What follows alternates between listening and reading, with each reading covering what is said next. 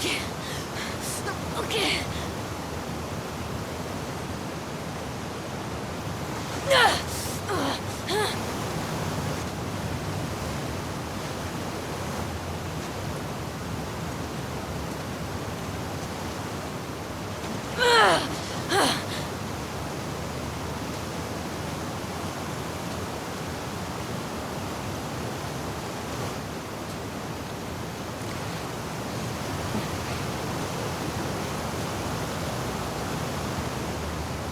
Je déteste Seattle. Bon. Où est-ce que je suis? This level, internally known as Find Nora, was quite long in duration as we had to make Ellie traverse a far distance to the opposite side of downtown Seattle. The sewer section was originally longer than what we released the game with, approximately 10 minutes more. This was one of the few areas of the game that used water flow as part of a traversal puzzle. The player has to go upstream to use the current to get to the platform to reach the other side.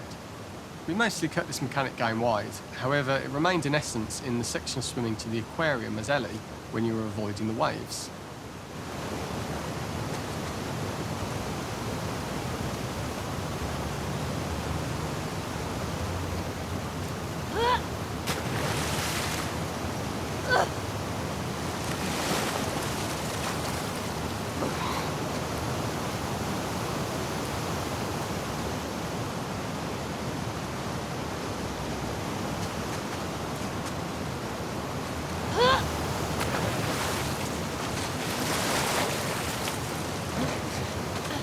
The ladder acts as an immediate goal for the player, but being able to climb out is not going to be so easy. To keep levels interesting and engaging, we alternate between positive and negative values the player experiences. Here, it's a positive to have found the ladder, but then a negative to discover it's not the solution. But then another positive to identify the next short-term goal of the doorway.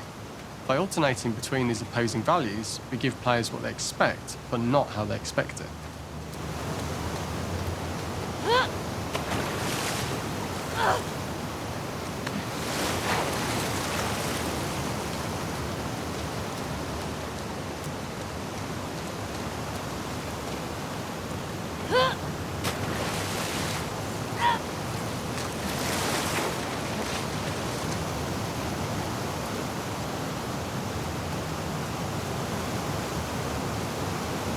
When players reach the doorway and enter into the room, they're faced with a dead end.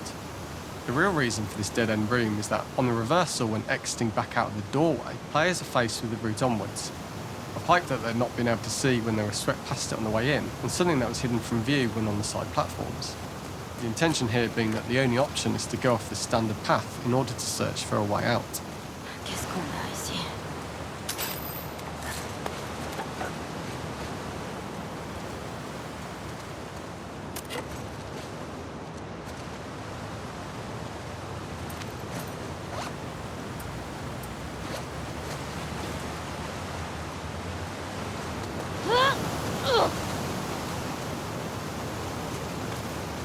J'ai hâte de sortir de ce trou.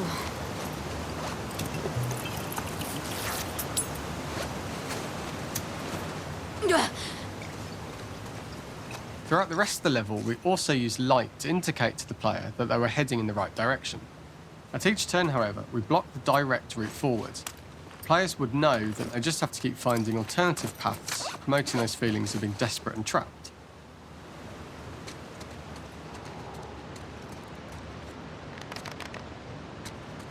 We slowly introduced the player to consider climbing into smaller pipes and crouching in these tight spaces.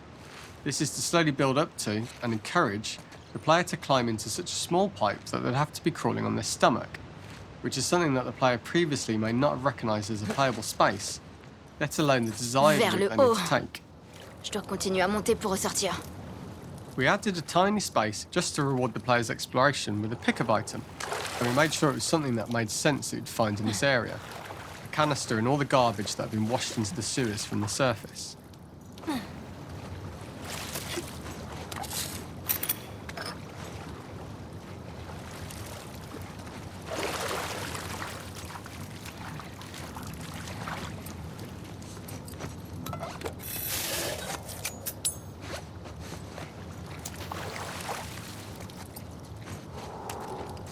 We loved the idea of making Ellie prone through a tiny, dirty pipe in order to get out, Putain.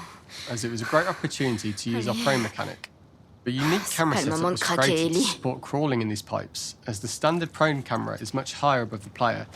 We also created custom collision in order for Ellie to manoeuvre in these tight spaces easily. Initially, the oblong collision capsule around her character caused issues crawling around corners. We put extra effort into the custom corner collision, so the movement experience is as smooth as the main game.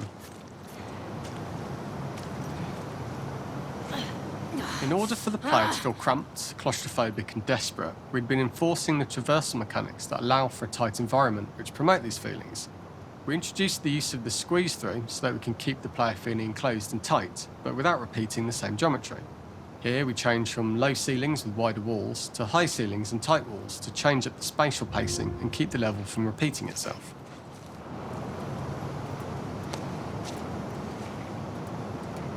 Ah, l'univers est contre moi, putain.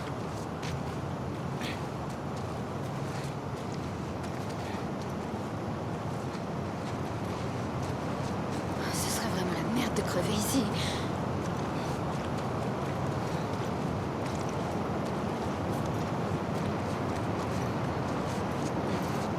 Originally, we had the waterline much higher here, so players had to swim through this tight tunnel. However, from watching user test feedback, it was occasionally causing people to discount the route entirely and turn back on themselves. So to avoid any risk of this happening in the final game, we present a lower water level so the tunnel is easy to see and commit to using. Although this isn't as impactful without the prone swim, it's the better decision as it means a smoother experience for the player with no backtracking frustration. As we surface from the water and over the crest of the slope, we reveal what is further in this tunnel. A clicker that has sprouted and fungus has grown on the sides of the pipe. It was great to see people who user tested this area becoming increasingly worried as we forced the player to squeeze past the fungus and inches away from the clicker's face, all the time not being sure whether the clicker might be alive or attack them. Although we aren't as cruel as to force a clicker attack in such close proximity, we do have a payoff for this moment. This clicker momentarily turned into Joel to show Ellie's PTSD from what happened to Joel at the start of the game. Ultimately, we decided to save this moment for the farm level, as it was more impactful there because it could become the centrepiece of that experience. Whereas in the sewers, we weren't able to make it as much of a narrative point and give it the breathing room and reaction time that it deserves, given the tight space. Oh merde!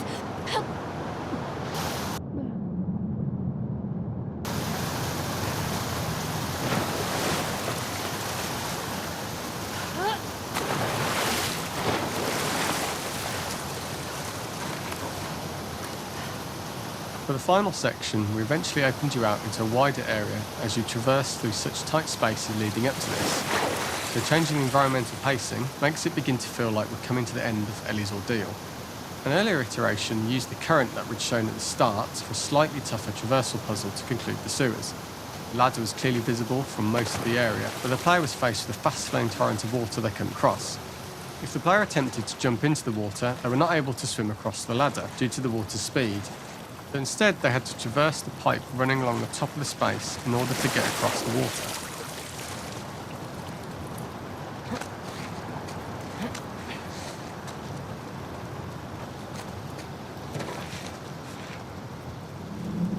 Using this pipe was retained in the iteration we shipped with, as it's the last of the extreme methods Ellie has to undergo in order to escape the sewers, and what she will go through in her pursuit of revenge.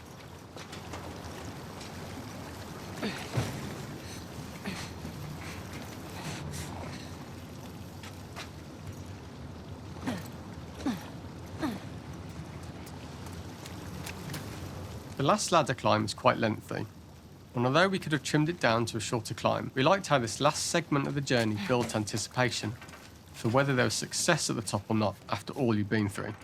Ultimately, the ladder exits out into the subway station, which is how it connects in the final game. Ellie then has to find her way to the hospital from here, crossing paths with the scars for the first time.